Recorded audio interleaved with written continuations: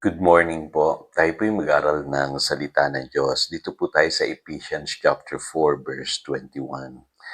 Napakinggan na ninyo ang aral ni Jesus at natutuhan na ninyo ang katotohanang nasa Kanya.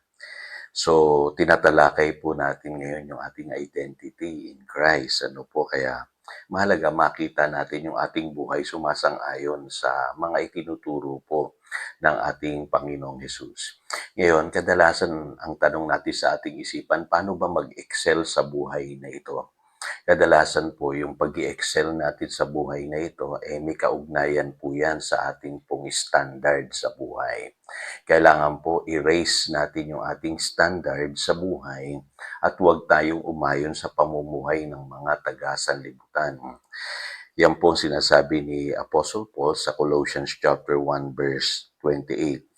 Yan ang dahilan kung bakit ipinapangaral namin si Kristo.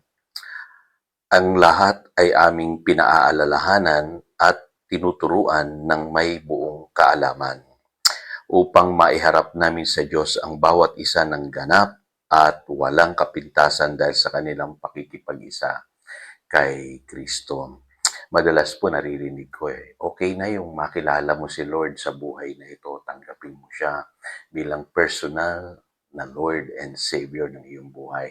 Pero bibihira po yung nagsasabi na ako'y susunod sa kanyang mga itinuturo. Kasi napakahalaga po ng mga itinuturo ng Panginoong Hesukristo.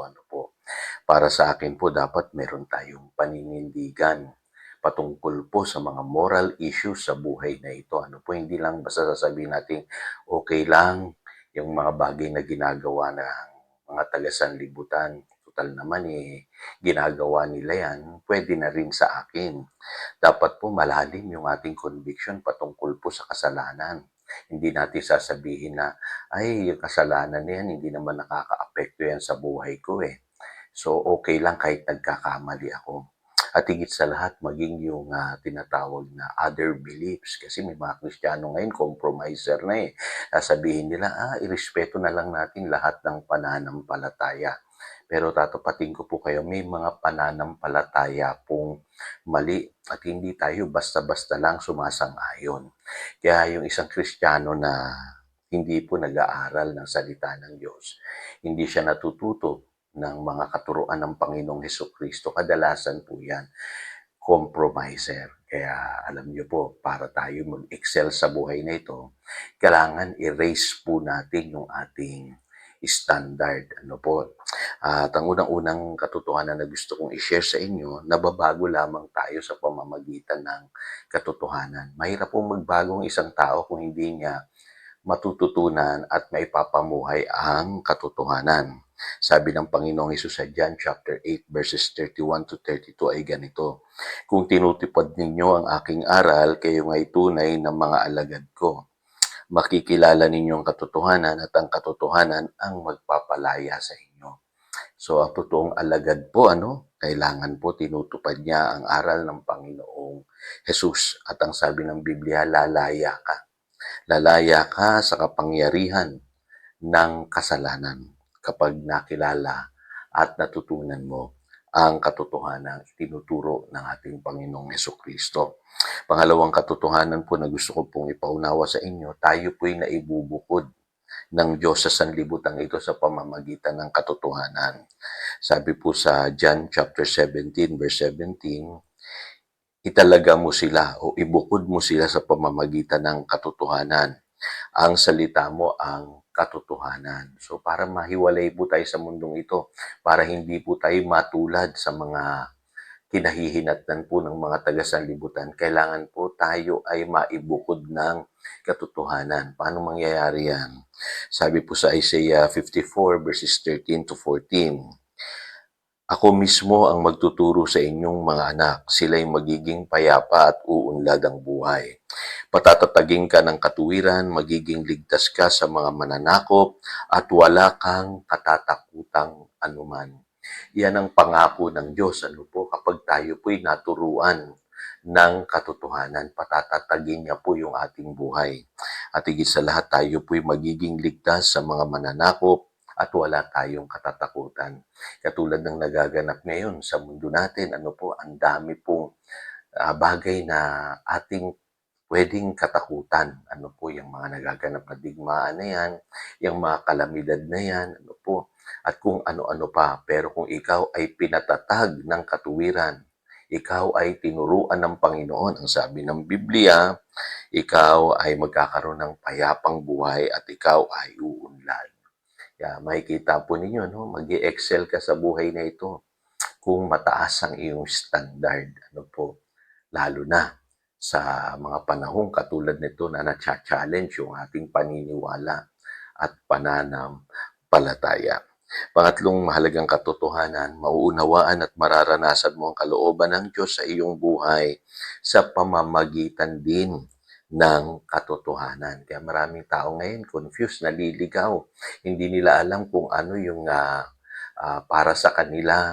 Hindi nila alam kung ano yung tatahakin nilang mga career o di kaya opportunity sa buhay. Maraming tao ngayon nahihirapan dahil hindi nila alam ang kalooban ng Diyos. Naku-confuse sila sa kanilang mga desisyon. Alam niyo po ang sabi ng Romans chapter 12 verse 2, huwag kayong makiayon sa takbo ng mundong ito. Mag-iba na kayo sa pamamagitan ng pagbabago ng inyong pag-iisip upang maunawaan ninyo ang kalooban ng Diyos, kung ano ang mabuti, kalugod-lugod at ganap na kalooban niya. So kita po ninyo, kapag tayo po ay nasa katotohanan, nagbabago po yung takbo ng ating isipan. At kapag nagbago po yung takbo ng ating pag-iisip, ang sabi ng Biblia, matutuklasan po natin yung mabuti, kalugod-lugod at ganap na kalooban niya. Ibig sabihin, hindi ka makukonfuse sa karir mo, sa mga opportunities na dumarating sa buhay mo, maging sa iyong personal life, sa iyong love life, hindi ka maliligaw. Iga-guide ka ng Panginoon kung ikaw ay namumuhay sa katotohanan. Bibigyan ka ng karunungan ng Diyos na mamuhay ng sang-ayon sa kanyang kalooban at mararanasan mo rin ang kanyang kalooban. Magiging maganda at maayos ang iyong buhay. Kaya sabi sa 1 Corinthians chapter 1 verse 30, sa kanya nagmula ang buhay na taglay ninyo dahil sa pakikipag-isa nyo kay Kristo Jesus, na siyang ginawang karunungan natin. Yun ang babago sa buhay natin yung karunungang matututunan natin sa mga katotohanang ipinangaral ng Panginoong Hesus. Ang sabi po dito, sa pamamagitan din niya tayo itinuring na matuwid, ginawang banal at iniligtas ng Diyos. Tayo po'y manalangin. Panginoon, turuan mo kaming mga Kristiyano na erase namin yung mga standards namin sa aming pong paniniwala, sa aming pong pamumuhay. At alam ko po, Panginoon, kung gagawin namin yan, mag-i-excel kami sa buhay na ito.